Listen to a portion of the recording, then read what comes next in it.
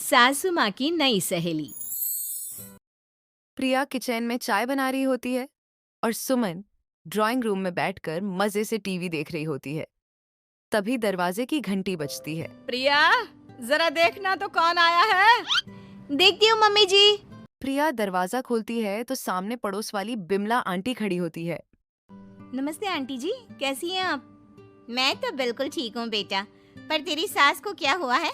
आजकल कहीं दिखती ही नहीं है। जब देखो तब टीवी के आगे जमी रहती है। अंदर तो आइए आंटी। अरे ओ दीपक की अम्मा, कहाँ हो? अरे बिमला, आओ आओ, क्या बात है, बड़े दिन बाद याद आई तुम्हें मेरी। मैं तो हमेशा ही तुम्हें याद करती हूँ, पर तुम ही गायब रहती हो और आजकल तो बाहर भी नहीं आती जाती। तबीयत तो ठीक है ना तुम्हारी? अरे तबीयत को क्या होना है, इस उम्र में तो कुछ ना कुछ लगा ही रहता है। मेरी छोड़ो, तुम ये बताओ कि क्या चल रहा है गली मोहल्ले में। तुम गली मोहल्ले की छोड़ो, चल तो तुम्हारे पड़ोस में रहा है। तुम्हारी नई सहेली आई है। मेरी कौन सी नई सहेली? मैं तो यहाँ बस तुमसे बातचीत कर लेती हूँ, या फिर बाजू वाली शर्मा की बहू से दो चार बातें कर लेती हूँ। इसीलिए तो कहा कि तेरी नई सहेली आई है। अब कोई पड़ोस में आया है तो बात तो होनी ही है। कम से कम इसी बहाने हमारा भी एक ग्रुप बन जाएगा। फिर सब मिलकर अपनी बहुओं की शिकायतें किया करेंगे। दोनों हंसने लगते हैं। तभी प्रिया चाय लेकर आती है, सामने टेबल पर रख देती है। दोनों चाय पीती हैं और बातें करती हैं। चलो मैं चलती हूँ, अब कल मिलते हैं। राम राम। अगले दिन प्रिया किचन में कुछ काम कर रही होती है और सुमन आराम से सोफे पर बैठकर मटर छील रही होती है। तभी डोर बेल बजती है। प्रिया दरवाजा खोलती है तो सामने उनकी नई पड़ोसन खड़ी होती है। जी, आप कौन? मैंने पहचाना नहीं। नमस्ते बेटा, मैं शारदा, आपके बगल वाले घर में अभी 2-4 दिन पहले ही शिफ्ट हुए हैं।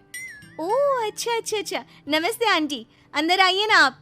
देखिए तो मम्मी जी, आज कौन आया है। इतना कहकर प्रिया किचन में चाय बनाने चली जाती है। नई पड़ोसन को देखकर सुमन थोड़ा हैरान हो जाती है। नमस्ते बहन जी, मैं शारदा, आपकी नई पड़ोसन। अच्छा अच्छा, आप हैं हमारी नई पड़ोसन। आइए आइए, और बताइए कैसी हैं आप? जी बिल्कुल ठीक हूँ। वो दरअसल घर पर छोटी सी पूजा रखवाई थी, बस उसी का प्रसाद देने चली आई। सोचा इसी बहाने नए पड़ोसियों से भी मुलाकात हो जाएगी। ये तो बहुत अच्छा सोचा आपने। सुमन प्रिया को आवाज लगाती है। अरे ओ बहू, जरा चाय पानी का तो आके पूछ लो। ये आजकल की बहुएं भी ना, जब तक बोलो नहीं तब तक कुछ नहीं करेंगी। आई मम्मी जी। प्रिया चाय लेकर आती है। दोनों बैठकर चाय पीती है और खूब सारी बातें करती हैं। अच्छा बहन जी, अब मैं चलती हूँ, फिर मिलते हैं। अब तो आना जाना लगा ही रहेगा। शारदा के जाने के बाद प्रिया किचन से बाहर आती है। क्या बात है मम्मी जी, आप दोनों को देखकर तो लगा ही नहीं कि पहली बार मिल रही हो। आप दोनों तो बिल्कुल बिछड़ी हुई सहेलियों की तरह बातें कर रही थी।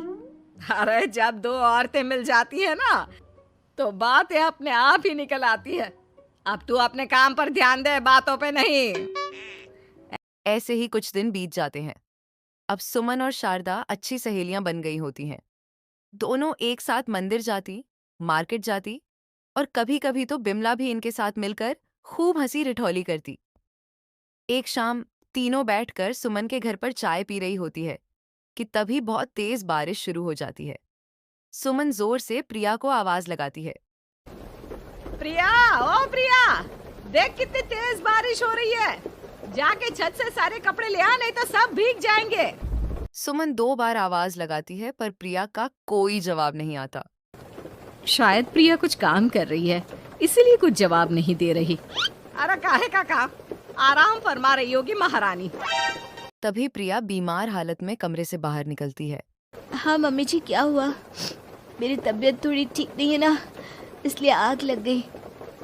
अरे सारे कपड़े भीग गए और तुझे सोने से फुर्सत नहीं है। सबके सामने सास के मुंह से ये बात सुनकर प्रिया उदास हो जाती है और छत से कपड़े उतारने चली जाती है। सुमन, ये क्या बात हुई? प्रिया ने बताया ना कि उसकी तबीयत ठीक नहीं, इसलिए उसकी आंख लग गई। तुम भी ना खामखा उसे सबके सामने सुना दिया। अरे आप नहीं जानती शारदा जी, कुछ बहुएं ना बहुत आलसी होती है, घर का एक काम नहीं करना चाहती। ऐसा नहीं है सुमन, तुम्हारी बहू तो बहुत प्यारी है, तुम्हारी सारी बात भी तो मानती है।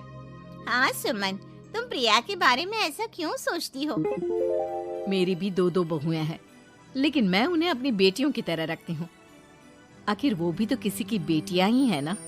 और अगर तुम ऐसा ही व्यवहार करोगी तो एक दिन प्रिया भी तुम्हारे साथ ऐसा ही बर्ताव करेगी। शारदा और विमला की बातें सुनकर सुमन की तो बोलती बंद हो जाती है। वही प्रिया भी बाहर से सारी बातें सुन रही होती हैं। अरे मैं कोई उसकी दुश्मन थोड़ी ना हूँ, मैं भी उसकी माँ हूँ, लेकिन कभी कभी सास बनना पड़ता है, नहीं तो बहुएं हाथ से निकल जाती है। देखो सुमन, ये सब सोच का फर्क है।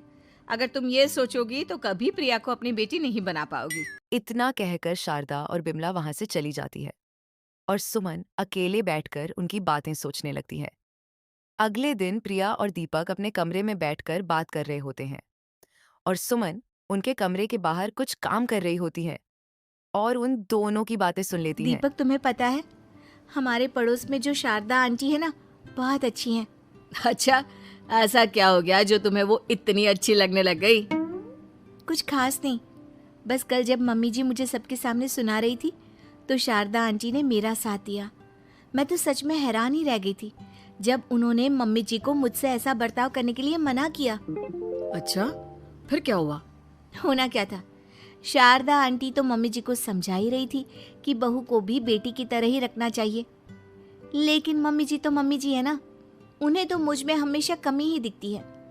काश मुझे भी शारदा आंटी जैसी सास मिली होती जो मुझे भी अपनी बेटी जैसी समझती। सुमन ये बात सुनकर बहुत उदास हो जाती है और वहां से चली जाती है। प्रिया की बातें सुमन के कानों में बार बार गूंज रही थी। उसे बहुत शर्मिंदगी महसूस हो रही थी कि उसने प्रिया के साथ बहुत गलत किया है। अगले दिन सुमन शारदा और विमला को बुलाती है। क्या बात है सुमन, आज तूने ऐसे अचानक क्यों बुलाया? सब ठीक तो है ना? हाँ हाँ, सब ठीक है, तुम दोनों बैठो तो सही। तब तक दीपक और उसके पापा भी आ जाते हैं। प्रिया, तुम भी आ जाओ। क्या हुआ मम्मी जी, आपने बुलाया? हाँ प्रिया बेटा, मैं आज सबके सामने तुमसे माफी मांगना चाहती हूँ। मैंने आज तक तुम्हारे साथ बहुत बुरा व्यवहार किया है, लेकिन तुमने कभी भी मेरे साथ बुरा बर्ताव नहीं किया। मुझे अपनी गलती का एहसास हो गया है, हो सके तो मुझे माफ कर देना। प्रिया अपने सास की बात सुनकर हैरान हो जाती है। उसके आंखों में आंसू आ जाते हैं। प्लीज मम्मी जी, आप मुझसे माफी मत मांगिए, मैं भी आपकी बेटी ही हूँ। वैसे एक थैंक यू तो मेरी नई सहेली को भी बनता है, जिसकी वजह से मुझे मेरी गलती का एहसास हुआ। शारदा बहन, आपका बहुत बहुत शुक्रिया जो आपने मेरी आंखें खोल दी। अरे क्या सुमन, तुम भी ना? तो फिर इसी बात पर चाय और पकोड़े हो जाए। हाँ हाँ, क्यों नहीं।